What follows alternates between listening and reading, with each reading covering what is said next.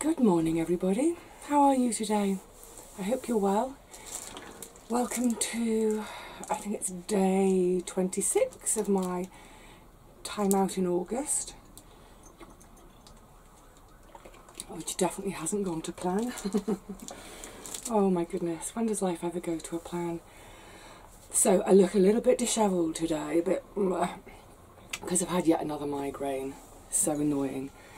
I wonder, part of me wonders if, because we've had these two storms back to back nearly, and on Monday I got a little bit stressed about things, life in general. So halfway through Monday night I woke up and it was starting, so I spent most of yesterday in bed. Anyway, I'm up again today and hopefully it will clear. So I've come to the garden today because yesterday we had Storm Francis, just a couple of days after Storm Ellen. Now, the last video you saw was, it was on Monday you saw the Storm Ellen video. I'm not with it yet today properly. The Storm Ellen video. I'd actually filmed that on Friday. Then I came back to the garden on Saturday to do a bit of harvesting, and also just check how everything had stood up to the storm on Friday. And everything was looking fine, apart from 2 of the flint corn had been blown down. Great, that was Saturday. Sunday, a bit more harvesting. Monday is, oh yeah, so Sunday I was having a big cooking and preserving day. I wanted to make a load of meals, both to eat this week but also to put in the freezer, because where are those kids playing? It sounds like they're right outside my shed. Happy little voices. Yeah, I wanted to do a big cook and preserve, because I'm finding these days that the days are so crammed full, I'm not finding time to cook, and I'm just kind of, I'll grab like a hunk of bread and some tomatoes and a bit of cucumber, no cucumber left. So I haven't been eating very well, so I thought, yeah, I'm going to have a big cook-off on Sunday. And I got to about midday, I'd done a couple of soups already, I'd done a couple of sort of salady things, beanie salads, and then I realised I didn't have any more onions at home, so I had to come down to the garden to harvest onions, which I did. And I thought, well, while I'm here, I'm going to water, because I don't want to go home, carry on cooking, and then in the evening have to come back and water. So I got all my watering done. Then Monday wasn't here at all. Mondays are my busy day. Tuesday out with the migraine. So this morning is my first opportunity to come back and have some cat cuddles, eh, Rusty? Come back and see if there's any damage. Little bit. There's about 5 of the tomatoes are, they haven't come down completely, thank goodness, but they're at that sort of angle. So I need to prop those up again. I think it's partly when I was putting the poles in, I just couldn't get them in very deeply, because the ground is hard, because it's dry. So I'll try and get those propped up again today. Harvest again. Oh, I just want to show you. So when I was here on, was it Sunday or Saturday? It doesn't matter, one of those days, Saturday it was, because the wind was still quite strong after the storm on Friday. I was actually bending down near the tomatoes but checking out some of my beans. This was flung off the plant by the wind. It's one of my Amish paste, isn't that lovely? I wasn't sure where it was at in terms of ripeness, because I've never grown them before, so I just left it in the shed. I was fine because it's sort of warm and dry in the shed. Any tomatoes that aren't quite ripe, but they'll usually ripen within 2 or 3 days of being in here. So that's a gorgeosity. I've since asked Paul, and he saw my previous video, are the ones on the plants ready for harvesting? He said yes. So I've got those, plus this gorgeous, oh isn't that lovely, black Russian from the girls next door. So I'm going to mix them all together to make my roasted tomato sauce. So yes, wonky tomatoes, hopefully I can prop them back up.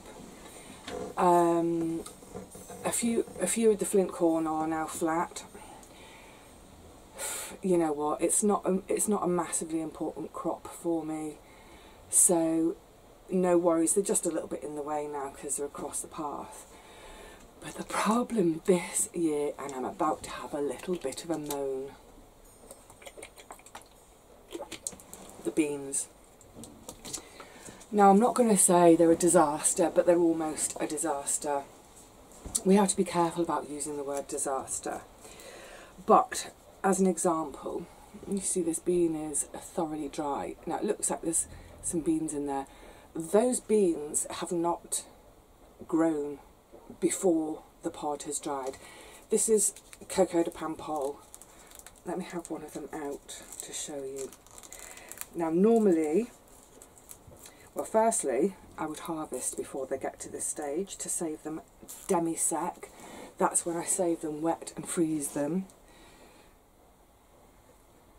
That is about, oh, it's half the size it should be for seed saving. So I'm going to have to do a bit of an emergency harvest today. It's far too early, but yeah, it's a toss-up. I don't want them to dry and shrivel at this stage because they're not big enough for seed saving and they're hardly big enough to eat. I mean, obviously I'm going to eat these because literally every morsel counts. But what I'm going to do is check where the pods are still green, where they still are moist, and any that are of a decent size. I'm going to harvest a whole bunch of those for food, and also those that are of a decent size set aside for seed saving. This is my dilemma with the beans this year, is obviously I grow them to eat, but I also grow for seed saving. As part of being self-sufficient is we have our own seeds. And with some of them, like I think the Coco Sophie, I think I'm only going to have enough for seed saving rather than for eating. Yeah. It is a bit of a disaster, beans, because they're a hugely important part of my diet. They are a big bulk of my diet. I eat beans pretty much every day, at least once a day. Let's say I have 2 main meals a day, one of them will contain beans. So it's a really important, it's like the bulk of my diet, but it's also important for the protein.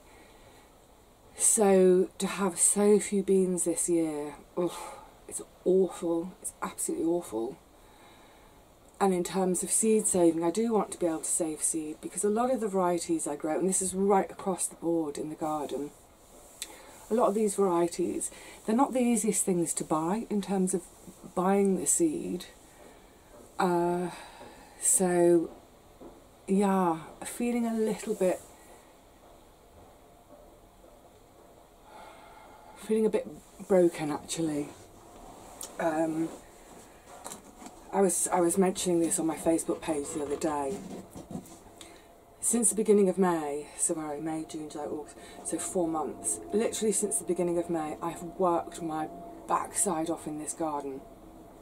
Worked harder than ever before, largely because of the weather. It's really, really scuppered us. You know, in previous years, in June and July, I'd leave the garden alone quite a bit. I'll maybe come 2 or 3 times a week for a bit of harvesting, a bit of watering, a bit of tinkering. That's kind of it. But this year, since the beginning of June, it's been almost every single day coming here. The round trip of walking down here, doing the watering and going back home is it's nigh on 3 hours every single flipping day just to water. And the way I was equating it on my Facebook page the other day is it feels like, when I look at the beans, I've worked my backside off for 4 months, and at the end of 4 months my boss has turned round and said, no, we're not going to pay you because the food is my payment. Oh, cat cuddles, they were also part of the payment and they never stopped. So yeah, I think, you know, there's no two ways about it. I think a lot of us are feeling a bit despondent this year. Oh, Rusty, are you sensing it? Are you giving me love, buddy? So sweet. There's no two ways about it, yeah. A lot of us are feeling despondent. And you guys know me, I always try to find the positives. Rusty, don't even jump up there. Don't jump. There's no space for you.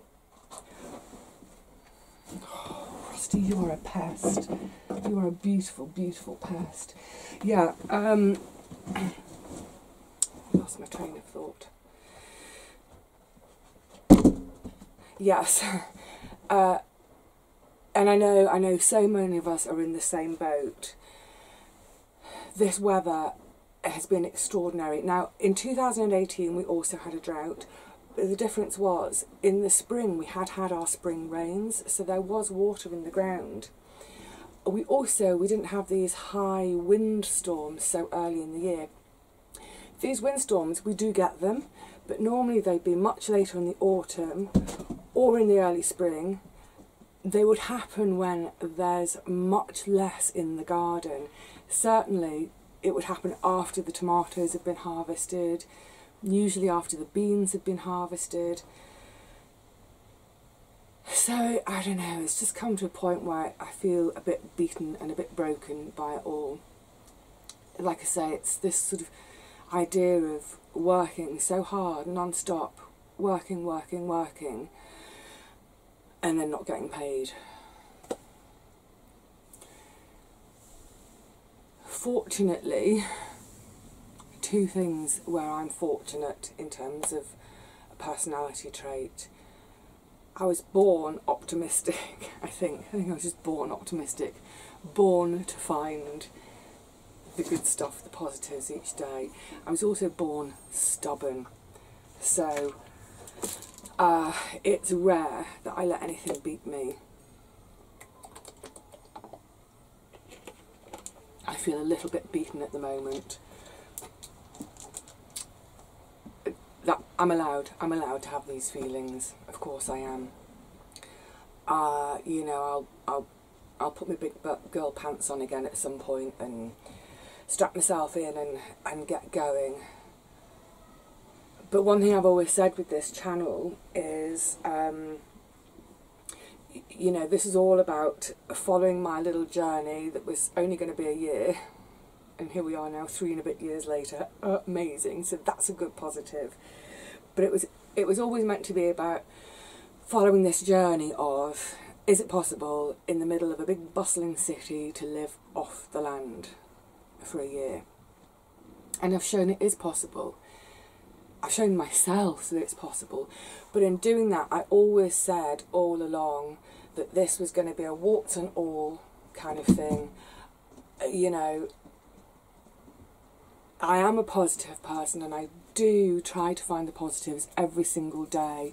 Sometimes it's not even a case of trying to find them. They're obvious and I love them. But sometimes it's not positive.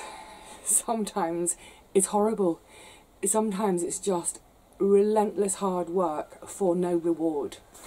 So I suppose in a way part of me saying this and sharing this is it's almost as a warning to other folk that if you think you're going to jack your job in tomorrow and you've got an allotment and you're going to grow all your own food,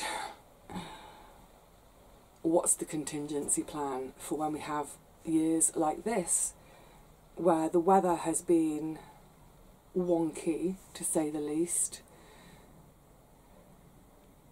I wonder how much of this year, I'm thinking aloud now, I wonder how much of this year, let's say we'd had all this weather stuff going on, and let's say we hadn't had COVID going on, would it have felt different? Would I feel less beaten at the moment? I don't know. I think I'd still feel like this because with COVID, although I really miss human touch, I don't lack for conversation, I don't lack for seeing people because I see my plot neighbours, and actually I see more of them. I have seen more of them this year than in previous years because everybody's at home or has been. So I don't think it's that. I think it is just the weather has made it unbelievably hard this year, and because of the weather, it's taken up far more of my time than it usually would. So I haven't had that time away from the garden to do other things, enjoy other things, or do other work, whatever it is. Yeah, it has felt relentless, absolutely one long hard slog. And I think one of the things that's upset me this year is I haven't had many days in the garden where I've felt just really, really happy and relaxed. I've had moments of that for most of my visits, but pretty much every visit has had a tough slog bit to it, apart from anything else. Flipping watering. Oh God. It's like every time I come here, whatever I'm doing, whatever work I'm doing, I have to remind myself, don't exhaust yourself because you've now got 2 hours of watering to do. So I'm going to come on to a couple of questions to answer in a second, but there are positives, there are positives. I've got beautiful tomatoes, really, really beautiful tomatoes, yay! And because we've been so dry, it's meant that we haven't had a blight period here. Well, we've had one blight period, didn't I, about 2 weeks ago, but otherwise no blight. So I'm getting a great tomato harvest. The onion harvest it looks okay. I need to lift them. It looks okay. They're not the biggest onions I've ever grown, but from those that I had the other day in my cooking session, I tried some of them raw and they taste great, such strong flavour. Wow, they made my eyes weep. So the onions are okay. The squash, it looks like I'm going to have quite a nice squash harvest. Brilliant. And of course, they're such an easy plant in terms of after the harvest, storing quickly onto the bed, done. So that's fantastic. All my leafy stuff, so the salady things, chard, those over the summer haven't been great. They've not enjoyed the heat. The brassicas that are in look okay. They look okay. So fingers crossed they'll keep going and develop. And say with something like the cauliflower, which I've never grown before, if I do get nice curds from them, of course I'll have that. But of course I'll have the leaves to eat too. So although I don't have any cabbages, I have got the cauliflower leaves, so that's great. So yes, there are things to be pleased about. There are always things to be pleased about, but oh yeah, sorry, my mind's going a bit all over the place today. What I was wanting to say about not having those pleasure days in the garden that I normally get in July and August, as I say, normally the vast majority of the work is done. The only extra thing to do in the summer is lift the onions and get brassicas in. So generally speaking, through July and August, that's when I have my lovely pleasure days in the garden, where all the jobs I'm doing are just little tinkering jobs, harvesting flowers, tying tomatoes in, and it's pure bliss. That's what I've missed this year. Because always, always, always in the back of my mind is that watering, keep the garden alive. I had that beautiful day, of course, when Richard and Paul came over for Paul's birthday. That was, and I'm so glad we had that day, because when I think back on this year and I'm feeling miserable about the work, I shall remember that day as being really beautiful and really special, and just, it was perfect. It was absolutely perfect. Now, two things that come up, well, one thing that comes up often and one thing that's come up a couple of times. So in 2018 it came up, and someone's asked me again this recently. They've said, based on the weather, will I do anything differently next year? It's a really good question, and it's impossible to answer. Like I said, it came up in 2018 because we had a drought year. So it's been suggested to me that I change what I grow and that I grow plants which are more drought tolerant. And I completely understand the logic in suggesting that. However, there are two things. One, I grow the things that I like to eat that, you know, make substantial meals for me. I'm not sure with drought tolerant plants, I'm not sure what there is there for me to eat. That's one thing. But the main thing is, we normally have cool, wet summers. When I say cool, I mean low 20s, mid 20s would be a nice warm day for us. So low 20s, which is, sorry for you Fahrenheit lovers, that's between 70 and 80 Fahrenheit. That would be our typical summer day. And right throughout the spring and summer, you could almost guarantee at least one day of rain a week.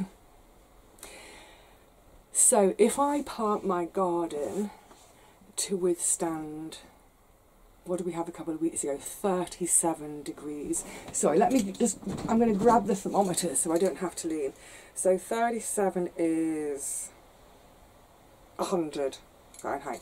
If I grew a garden to withstand 100 Fahrenheit, the chances are the next year, or that year that I plant it, we won't get that. So for example, 2 weeks ago we were at 37, today we're at 17. A drop of 20 degrees in those 2 weeks. So it's a real dilemma. It's something Paul and I have talked about as well, and I'm sure it's going to come up again and again. Are these hot, dry summers something we're going to get more often? I wish I had a crystal ball, but I don't. So I'm going to carry on growing the things that I like to grow and that I like to eat. Fortunately, last summer I had a really good harvest, and I still have beans from last year. Phew. So then the other thing that often comes up is with the watering. So I can just quickly answer a few questions on this, or comments that regularly come up. We don't have taps here. We have one tap right at the far end of the site next to our burning pile. So that's where we have a bonfire once a year in the late autumn, early winter. We have a tap over there with a hose attached purely for that burn site. So if we're having a burn, it's ready on standby to control the fire if it needs. We've never needed that. But anyway, that's the only tap on site. Otherwise, it's dip tanks, and we are not allowed hoses. And actually, if you look at the research, quite a lot of research has been done on this, that people who water with a hose use more water but use it indiscriminately than people who water with a can. With a can, we tend to water directly on that one plant without sort of just spraying it everywhere. So the other thing folk have suggested before now is that I fill up my watering cans, put them into my wheelbarrow and use that to take them to whichever part of the garden. I tried that once last year. It didn't work. It's too cumbersome. By the time I filled the cans and then lean over and stretch to put them into the barrow and then pick the barrow up and then wheel it all wobbly down my little narrow paths and turn a corner and then get the cans out and put the can. By the time I've done all that, I could have watered a bed already. It's just too cumbersome. It doesn't work. And besides, it doesn't really save me anything because I still have to pick the handles of the barrow up and push it. So I understand why people have suggested it. I've tried it. It didn't work.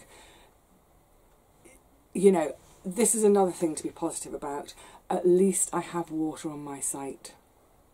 There are some sites that don't have water on them. I mean, I find that shocking. And I don't know, in a year like this year, they just wouldn't be able to garden. So I'm grateful that we have those dip tanks. And, I don't know. Are we going to have another summer like this? I don't know. I don't know. All I know is that at the moment, and it's across the board with so many of my friends, both friends on this site and other friends in the southeast who've had very little rain, everybody at the moment is feeling a bit deflated, a bit fed up, and I think it's just natural that, you know, after months and months and months of hard work, to see plants dying, to see other plants destroyed by high winds, etc., etc., of course that is going to be demoralising. I don't want to wish the summer away. Oh, not at all. I'm a summer girl. But in the last couple of days, I've just thought, you know what? Stuff the garden, Izzy. I'm done with it. I'm done with it. It's, yeah, it's proper broken me this year. I could be quite happy now if it was the middle of November with a lashing rainstorm and I'm top cosy at home doing a bit of sewing. That wind's picking up again, can you hear it? Anyway, yeah, this was supposed to be just a quick catch up. I know I've burbled on for ages, but okay, so what can we take from all this? Let's try and wrap it all up. It's been a hard year for everyone. I know there are people in the north who've had non-stop rain and hardly any sunshine. It just doesn't seem fair, does it? We've had all the sunshine, they've had all the rain. I know it's been a really hard year for so many people. I know there are loads of people feeling exactly like me at the moment, feeling utterly defeated by it all. I know that we will have another bite of the cherry next year.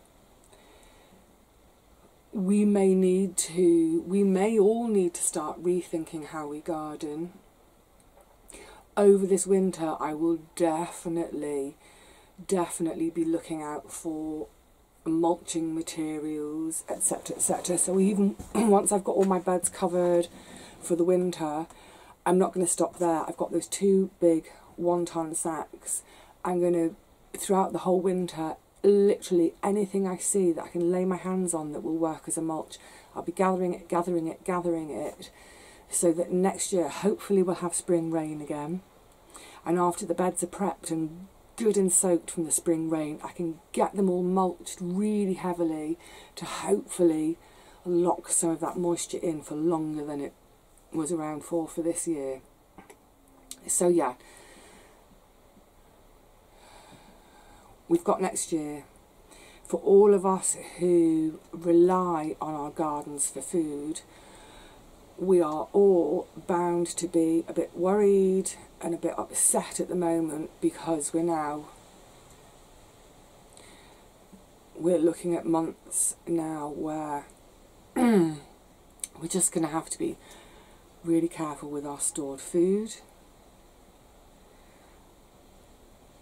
Here's another positive. Okay, beans. I'm going to have to buy beans this winter because there's no way this lot is going to last. I think what's out there now, I think I'll be lucky if they last 3 months. Where are we? September, October, November, December, January, February, March, April, May, June. What I need from the garden is 10 months worth to go round right to the beginning of next summer and the first fresh ones. I think there's probably 3 months there, if that. I've probably got about a month's worth of beans left from last year, so I am definitely going to have to buy beans. However, beans, at least beans are fairly cheap for me to buy. You know, compared with, say, tomatoes. If I was buying all those tomatoes or all those squash, they're quite a bit more expensive.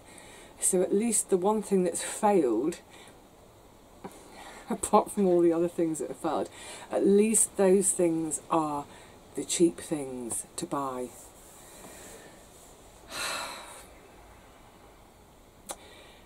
Hey ho, as our gorgeous Paul would say, can't win 'em all. And I think if for all of you who are feeling like me at the moment, I think probably the best thing for all of us to do is to acknowledge it, acknowledge how disappointed we feel and upset we feel, Some people won't get it. Some people will not understand. But those who understand will completely empathise. This is a big deal. You know, when people say, oh yeah, but Vivi, imagine if you're a farmer, that would be your livelihood. Well, you know what? I am a farmer, and this is my livelihood. That's the bottom line. This is my livelihood. Anyway, so what can we all do? Just allow these feelings out. Acknowledge them. This is your truth. This is my truth at the moment. Maybe take a couple of days off from it all. Just do something else. Distract yourself, whatever it is. And then come back to it with fresh eyes. See what is doing really well out there. Rescue the not so good stuff. And just maybe have a few thoughts on, are there things we could do differently next year? And if that means something like more mulching, then maybe we all have that advance warning of that, so this winter we can all prepare better by, like I'm going to do, gathering any material I can lay my hands on. So, right, yes, bit doomy gloomy, but it's the truth at the moment.